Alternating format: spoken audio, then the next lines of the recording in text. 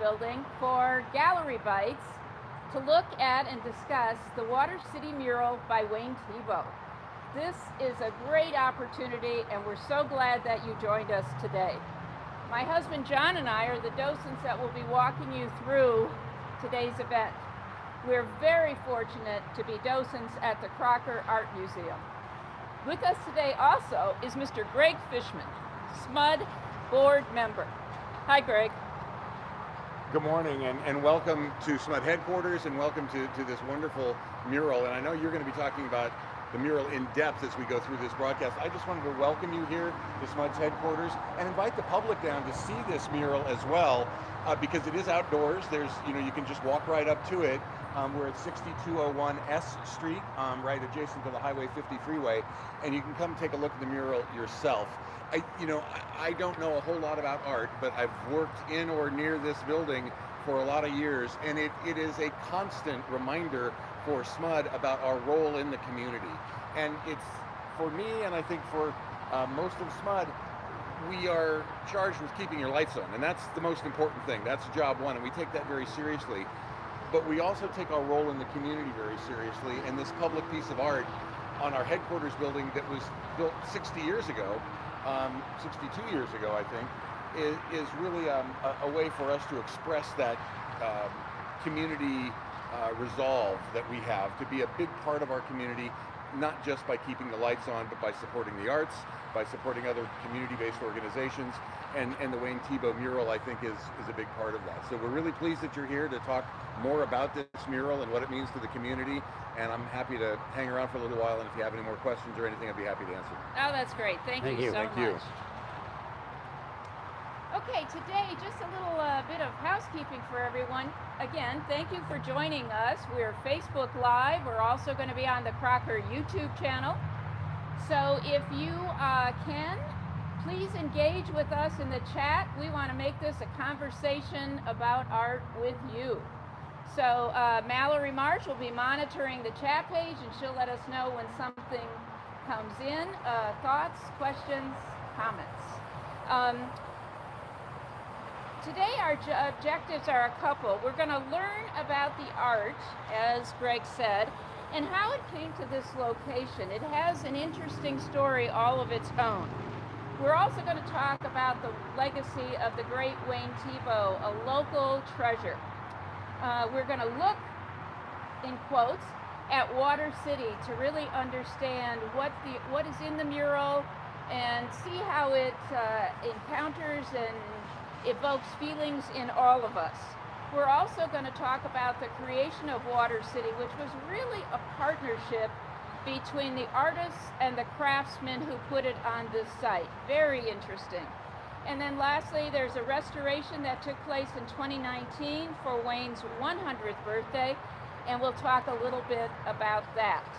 But we want to start with... Talk a little bit about how this mural came to be. 64 years ago, and I wrote the number down, 64. I said, that's more than half a century. It seems like a long time when you say half a century. In 1958, SMUD was looking for something to complete the look and feel of this new building that they had built, and they were asking themselves a question about what could be on the surround on these three sides of this building. The building itself is in a style that's referred to as Mycenaean. And we'll see a little bit more of that when we walk around the corner. We're going to see the shape of the building a little bit better. But the Mycenaean style was brought about by a man by the name of Ludwig Mies van der Rohe. And he was a very influential architect in the early 20s and 30s. And this term Mycenaean will refer to buildings that have the style or look and feel of what Mies, that's how he became known as Mies, and therefore why we call it Miesian style. The wall surface of the first inset first floor, as I said, needed something special to complete the architectural look and feel. And Smud relied upon a relatively unknown architectural firm, a local firm called Dreyfus and Blackford. And in turn, Smud, along with Dreyfus and Blackford, took a chance on a relatively unknown artist, local artist, by the name of Wayne Thiebaud, who had a concept for what this wall might look like, and the rest, as they say, is history. I would like to talk a little bit about Wayne Thiebaud's art.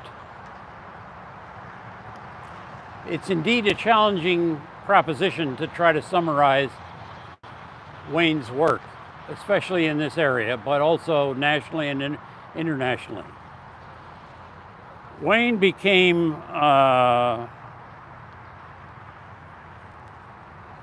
very well known in the local area, and some of you listening to this broadcast know of him. Some of you may know a lot about him, and some of you had the opportunity to actually know him personally. So this is a great tribute to the local community in terms of the artist himself. Wayne lived to be nearly 101 years old. And in that time, one of the interesting things about Wayne was that he continually challenged himself in terms of various subjects, various mediums that he used, and styles. And as a result, he produced what is really a magnificent amount of art for his legacy. For most of his adult life, Wayne was local, having taught art at both Sacramento City College, which is now Sacramento State, as well as the University of California at Davis.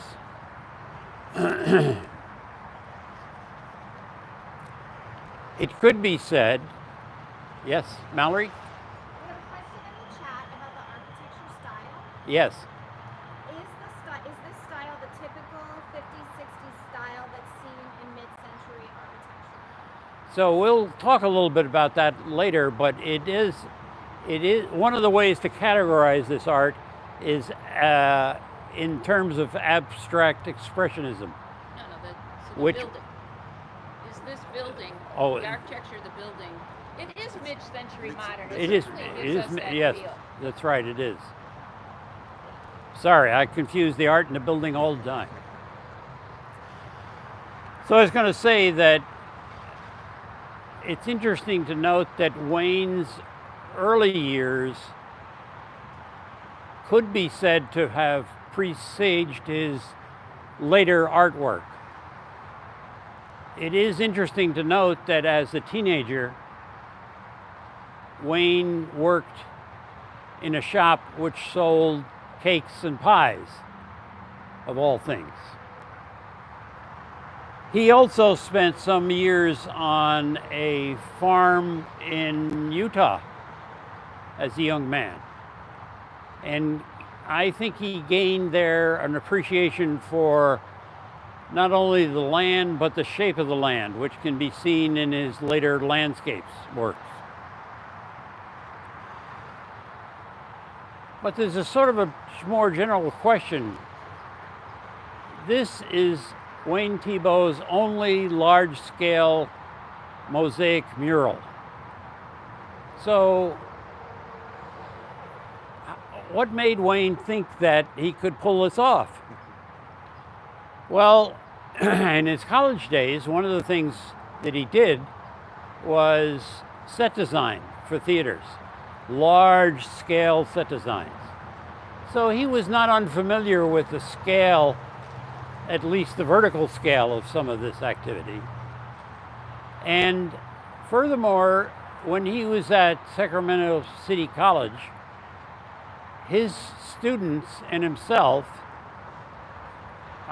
would submit murals to the California State Fair. So he had in his art experience already the idea of being able to create murals. While he may be best remembered for things like pies and cakes and ice cream cones,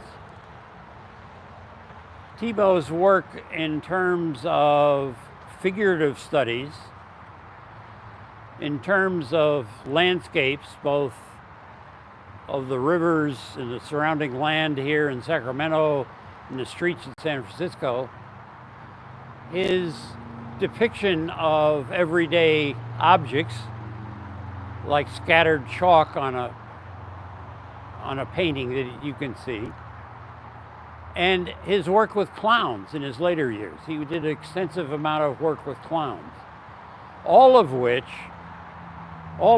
can be seen today and through the beginning of August at the Crocker Art Museum downtown Sacramento. So I have a question for the people in the chat. I know, as John said, Wayne has such a variety of art. What's your favorite piece? Do you like to look at the pies and cakes, or does it just make you hungry? Do you like to look at the landscapes or the people? I mean, he has a phenomenal way of doing portraits, and if you come to the museum, you'll see some great examples that will challenge your thinking. So Mallory's going to see what you all have to say about your favorite piece. So you tell us, what do you like best about it? Well, I think the variety is amazing, and because there is something for everybody in Wayne Thiebaud's work. I guess the other thing that I enjoy about it, and there's room in the art world for all kinds of expression, right? For angst and anger and disappointment and all those negative emotions that a lot of artists portray. But what I love about Wayne Thiebaud is he's mostly on the other end of the spectrum. Yes. Who can't, how can you not smile at his cakes and his pies and his ice cream cones? That's right. And frankly, at this mural. Yeah. I mean, and what it means to Sacramento. Yeah. So I guess, he is one of Sacramento's native sons, right? And so he's our artist. He's ours. We get to claim him. And SMUD gets to claim him on this building in such a meaningful way. So I guess that's what I really appreciate about Wayne Thiebaud and his legacy, and specifically being on this building. And I guess I would note this was installed in 1960. That's the year I was born. I wish I could have been also refurbished in 2019, but I'm going to have to wait on that, I think. But it really is a beautiful piece of work. And I know you're going to touch on this in a little bit, so I won't steal too much of that thunder, but it is amazing how different it looks from different distances. Yes, And, absolutely. I mean, many murals are like that. Many pieces of art in general are like that. But this one in particular, you can spend a lot of time here and get different perspectives on the different angles and the different sides and the different pieces of this mural because it's so huge and at the different distances. Right. Mm-hmm. Thank you. Well, I think Greg and I are completely in sync because that's exactly what we're going to talk about right now. So artwork, whether it's a mural or whether you're in a museum, has to be looked at up close and personal and also far away. We need the advantage of distance sometimes to get the full subject. So John and I are going to step away a little bit so you can get a full appreciation of what this side of the mural contains. And it's amazing. I love to look at the scope of this piece, and you'll see more of that as we continue to walk around the building. But this is really, really interesting. The picture that is conveyed to us at this distance. And then if we start to walk closer,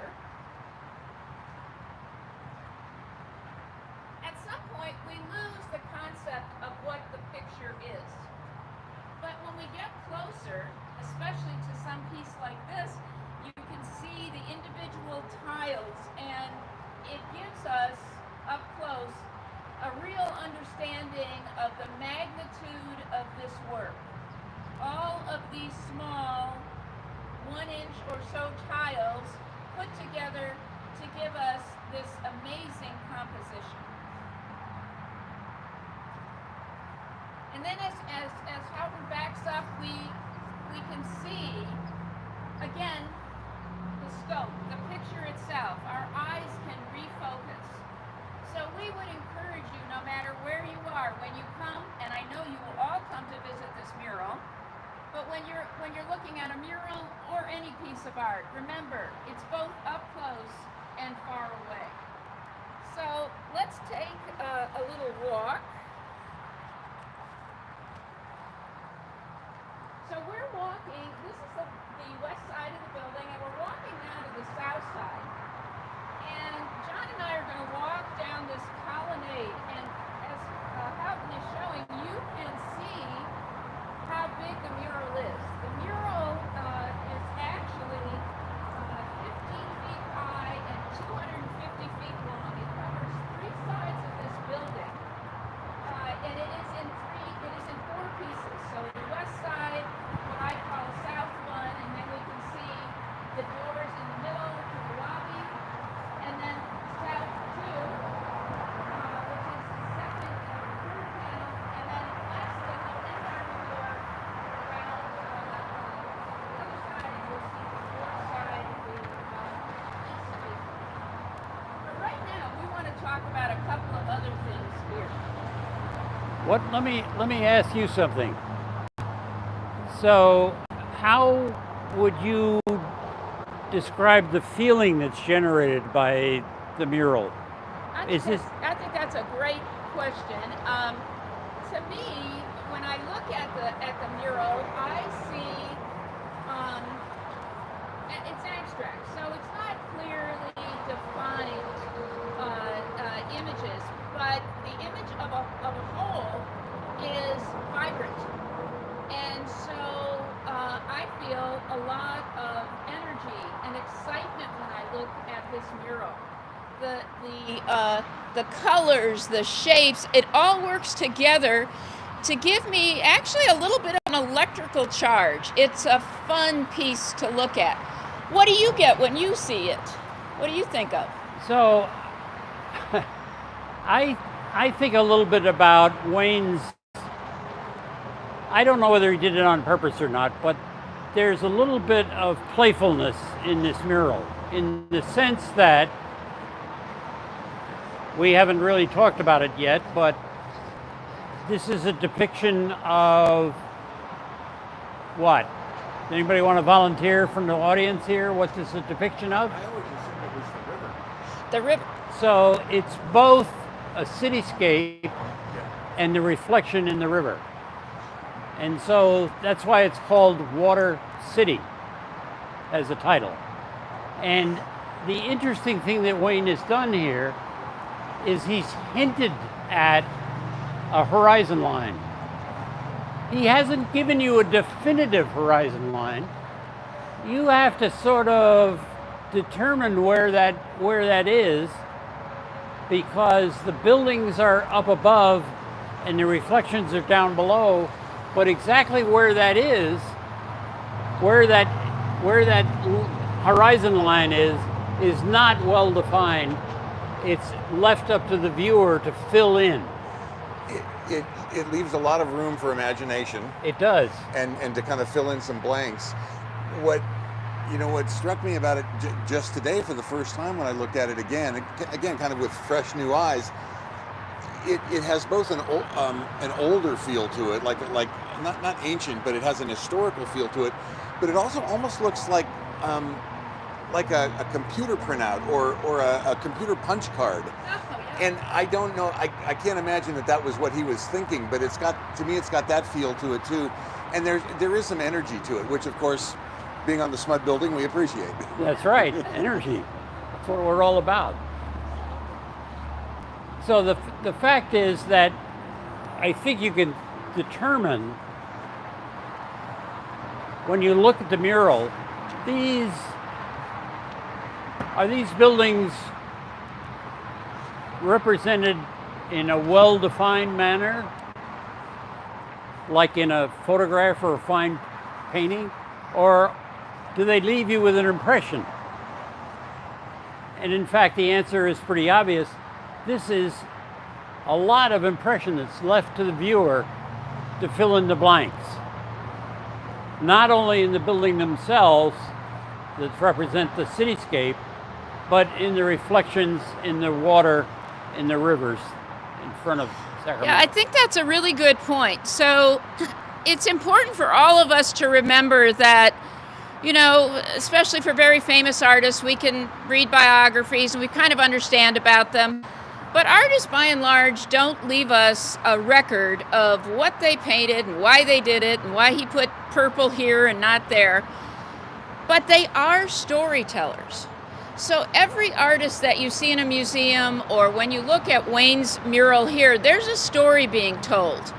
And because there's no absolute answer, the story that you as a viewer see is the right story. It is the story that's true to you. So when we look at Wayne's mural, for instance, John and I may see something totally different, but it's still true.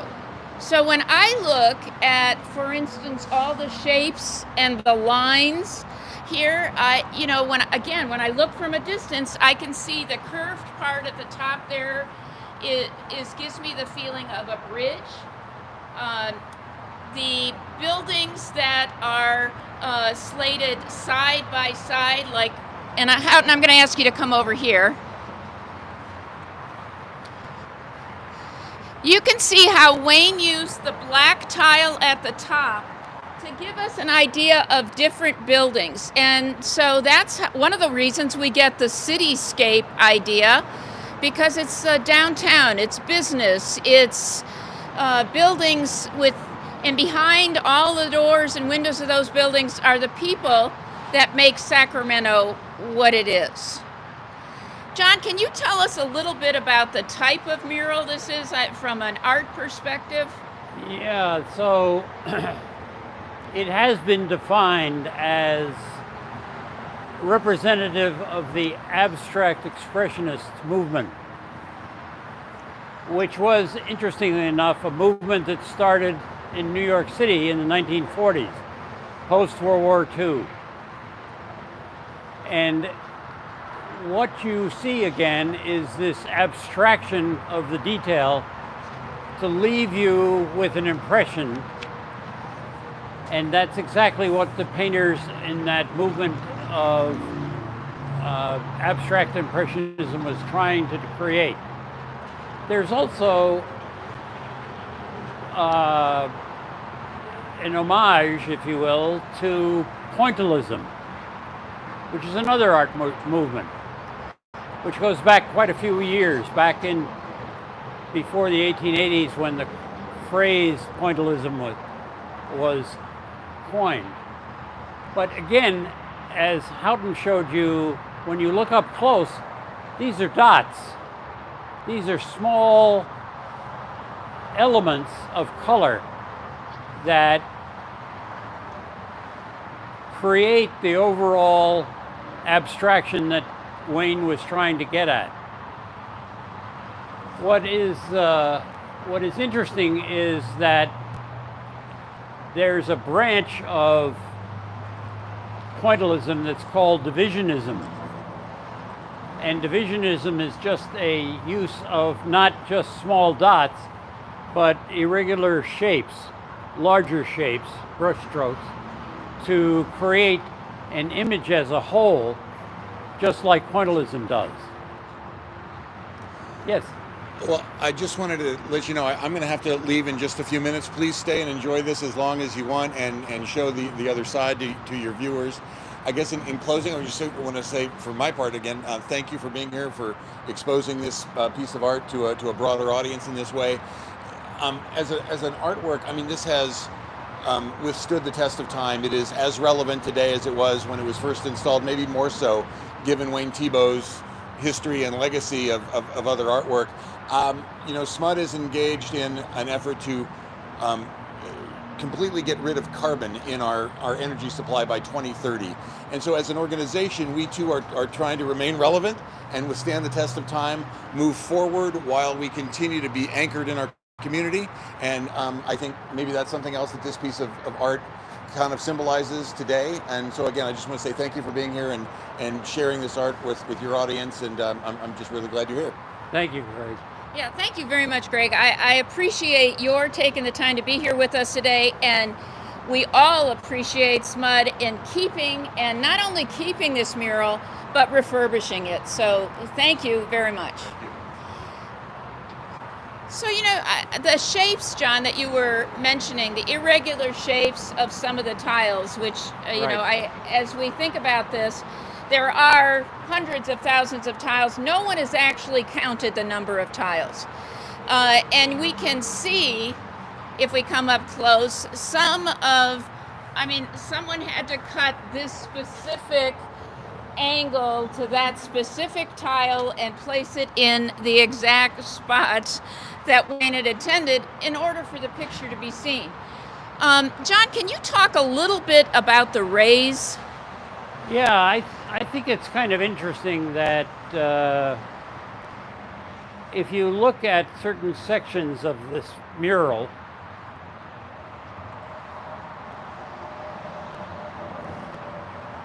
like this black line here, and these somewhat red stripes over here, they are diagonal. They are created as reflections in the water to draw your eye into a focal point. So not only does he give you a hint only of the horizon line, but he's also trying to get you to focus on different aspects of the mural. The mural itself turns out to be a series of repetitive motifs. And by that I mean, if you look at this structure up here, you get sort of a curvilinear look, feel for that. Over here, you've got a much more vertical look. That curvilinear relationship is again picked up in here, in this one. And the vertical ones are taken further down here. So what you can see is that the motifs, or the general shapes of the buildings, repeat themselves, but they do so in different settings. They're not just a carbon copy. Every time you see sort of what you were talking about as a bridge effect, it's in a different setting. Yes. But it's there. And that repeating pattern creates a sense of flow to the whole piece of artwork. So let's walk to the next section. We'll walk to part 3 of the mural. And I can see in chat a lot of people were mentioning about color. And so we're going to go to walk down this colonnade and go to the middle of the next piece and have that discussion and some others as well. The mural itself, I think you can get a feel from this walk, is quite large. And so from the freeway, which we know is close, you can see the wall that we just looked at, but you really can't see the one we're going to or the final one. You have to be here. And so we certainly encourage you to come and take your time. It's also worth noting, Howden, if you can zoom in on the colonnade, on the columns themselves, that they are also done in that same somewhat irregular square shape, about an inch or so here, in a dark color. But if you look at this column and you look at that column, you can see that it creates a speckled sort of an effect on this. So these are, while they contrast, they do so in a constructive manner. Yeah, so let's take a look down here, and maybe Houghton can give us a faraway view of this section of the mural, and we're going to talk about color and I wish I knew. what feeling the color evokes in us. So, John, you want to talk a little bit about Wayne as a colorist? Yeah, we sort of, after watching this and looking at the artwork presented in the Crocker and touring it and talking to a lot of people, we think that one of Wayne's most outstanding qualities was as a colorist. His ability to juxtapose different colors next to each other and create an image is really outstanding. And his shading, which you'll see in like the pies and cakes that he's done, ice cream cones, really makes the work vibrant. So I would say that, you know, some 64 years ago, when this mural was commissioned and created, his talent with colors is magnificently displayed even today.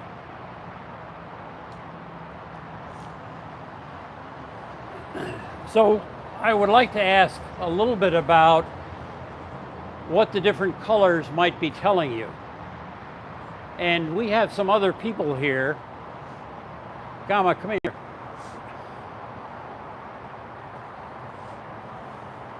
And could you give us your impression of why Wayne used the colors that the predominant colors that he did in this mural? By the way, these are people from SMUD who have volunteered to be a little bit of an audience for us, so I'm going to ask them that kind of question. You know, initially, We need the microphone. Oh, I'm sorry. oh, just really quick, I was going to say, initially, I'm struck by a lot of use of neutral colors, like the browns, the tans, and to me, that represents people. And it gives the structure a lot of support, and Sacramento is about its people as well. You bet. And I think he knew about that, and I think that really comes out in this work. Good, good. Would you like to comment?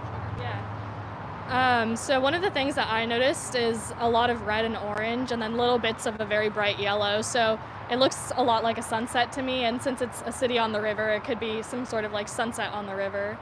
So that's what I noticed from the colors. Good. So many people have commented on the red that's significant in this display, representing sort of the heat of the city.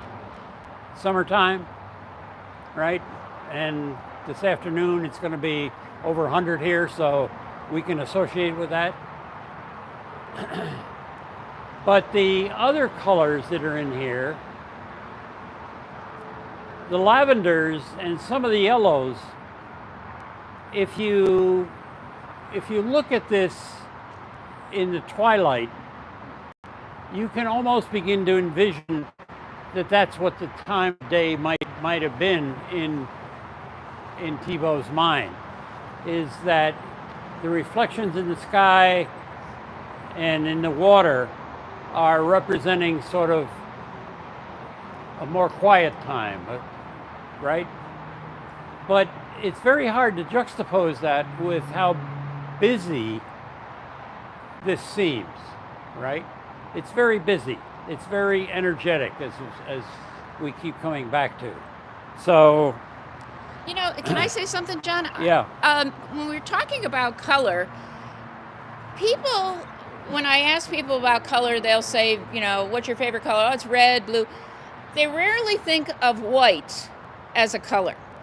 And to me, when I look at the mural, and I'm going to show you the places that I particularly look at, or that catch my eye, the white between the sections here, it's almost to me like that is a way to separate maybe blocks or sections of the cityscape. We've got one there. We've got one here that goes up to between the orange. And then we've got one here that comes down past the horizon line and into the water. So the white, not only does it give our eye a little bit of a rest, it helps tell the story that Wayne is trying to convey. It is that the city and the water are all sections that come together to make the whole. And it is kind of interesting that if you look at some of the figurative studies that Thiebaud did, you can see that he placed them with almost zero background. There may be a horizon line, there may be a little shadow, but there's nothing to tell you the setting. That's left up to you to be able to determine. And I think there is something in the white spaces that you were referring to that is consistent with that, which he later displayed in his figurative studies. We help give Wayne's artwork, when we look at it, context. The context comes from our perspective.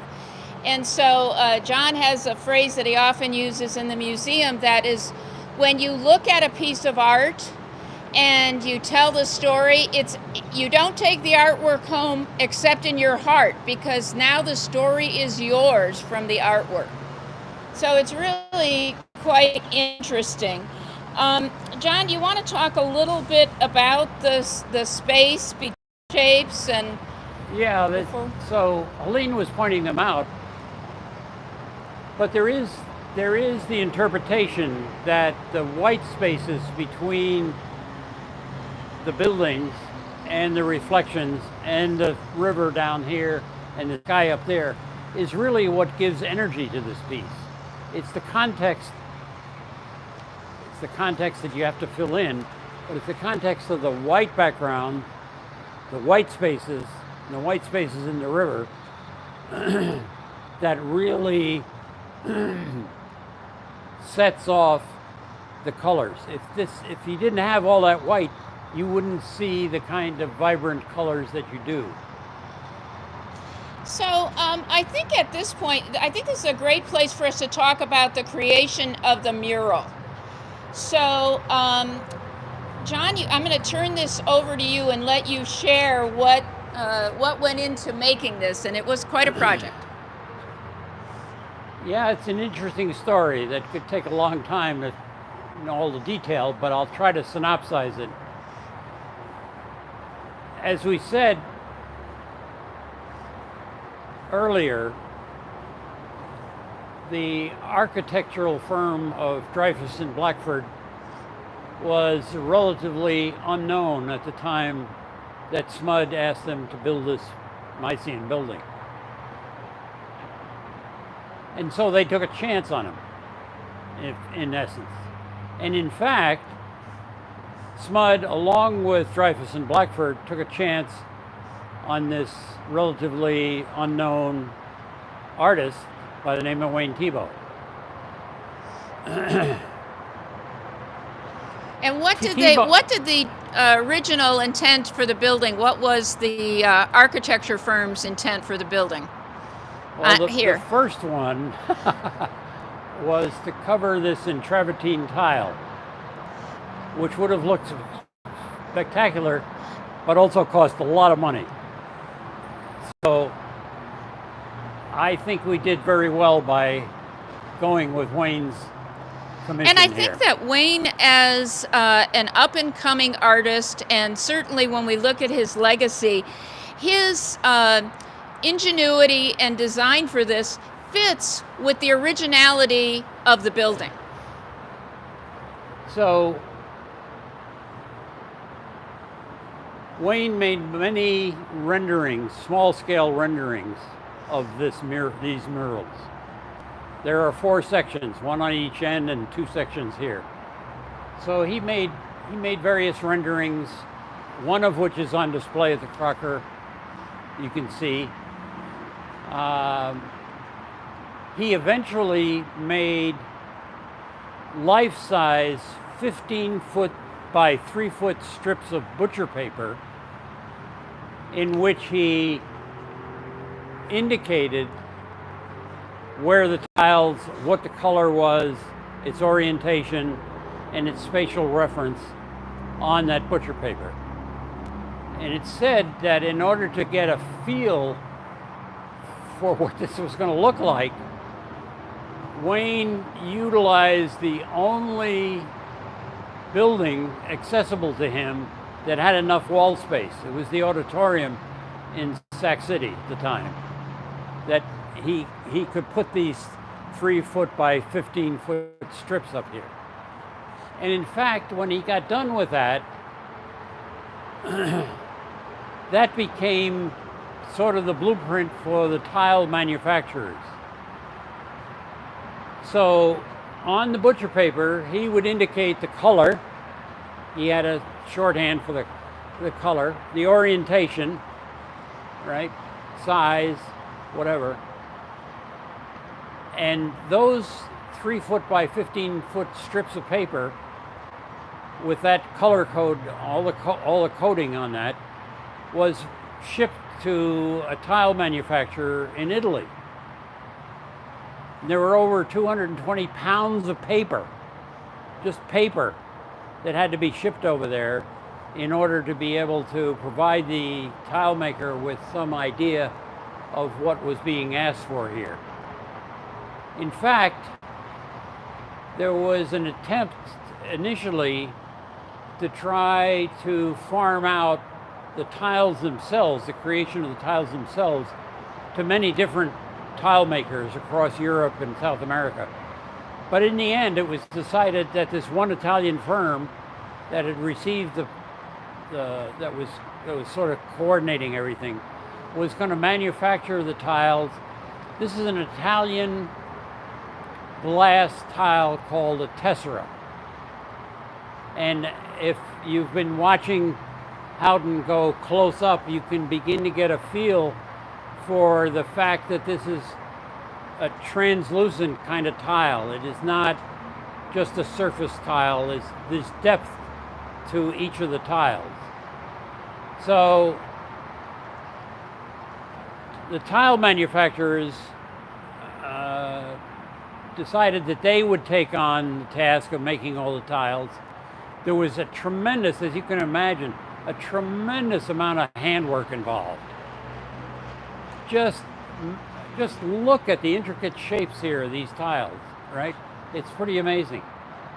And so what the tile manufacturers then did was they created the tiles and they placed them down on heavy paper that was like 2-foot by 3-foot strips. And they packaged them up and they sent them back to Sacramento. And those strips then became the blueprint by which the Italian artisans, in terms of implementing, putting the tile up and grouting it, that's what they used to indicate how they were going to create the final image.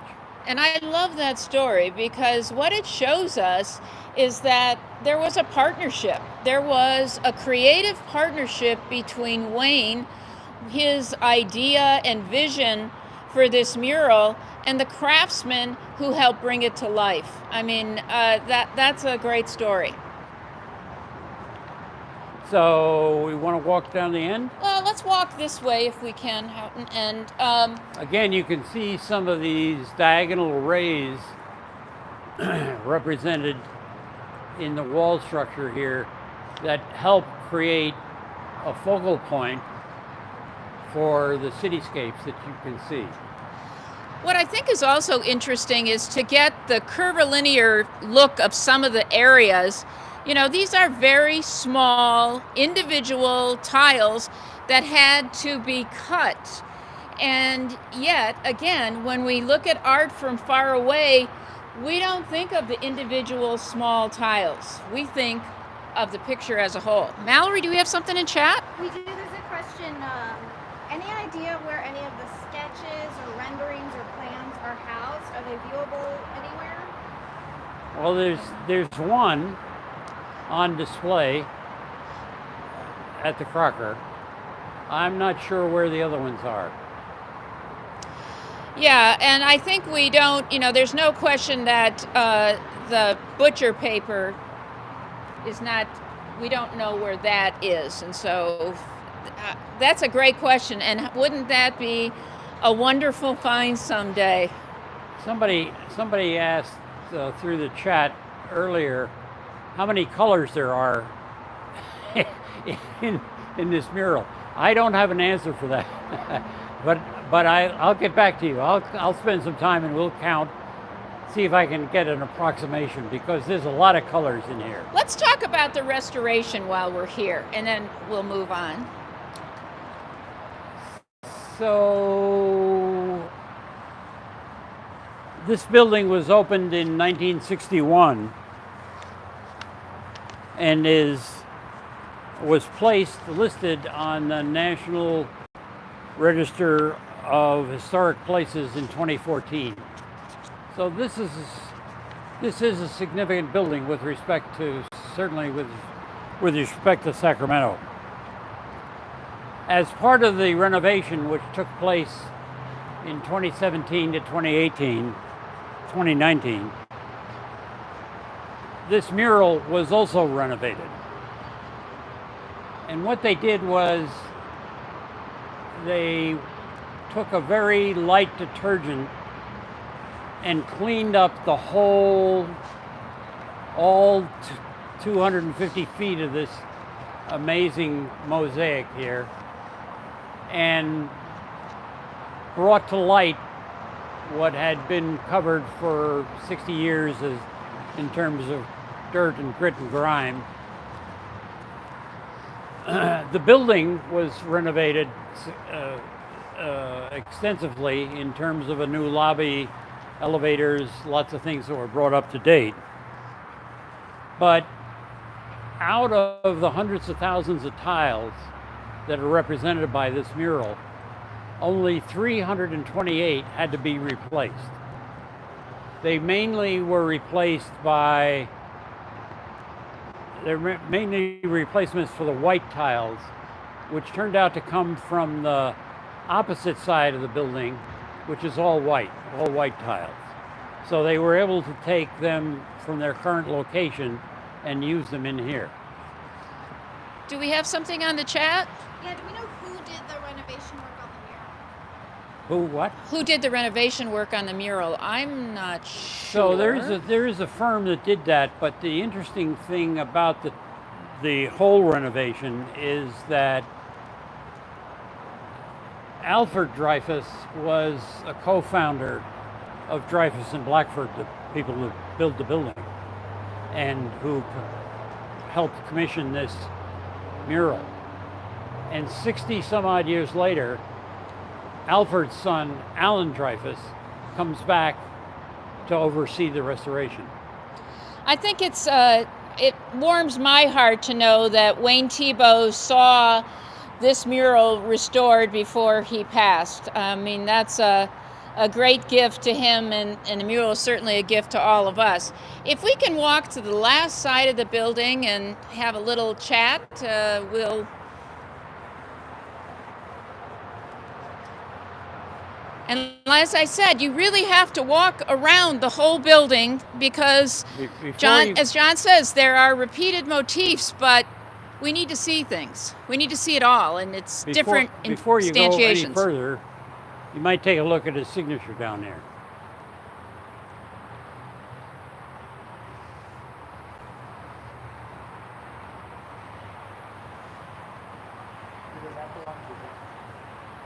Pardon? Thiebaud.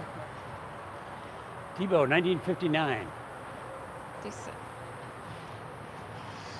So this is the last side of the mural, and we want to do just a few things, and then we'll wrap up.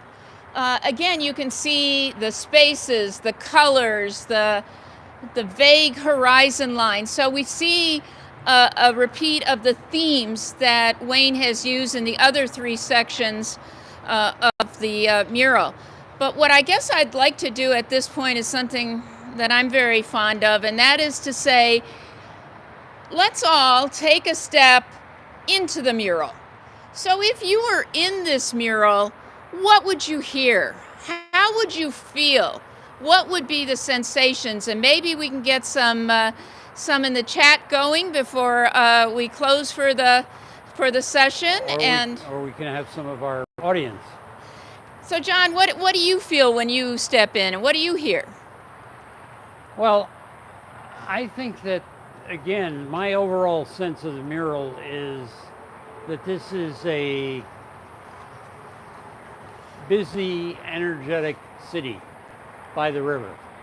And it's that energy which gets translated into things that you hear, like cars, like trains, even like some of the dashes that are in the sky that are not necessarily reflected in the river, but that are vertical. You can see some of the verticality of some of the dots.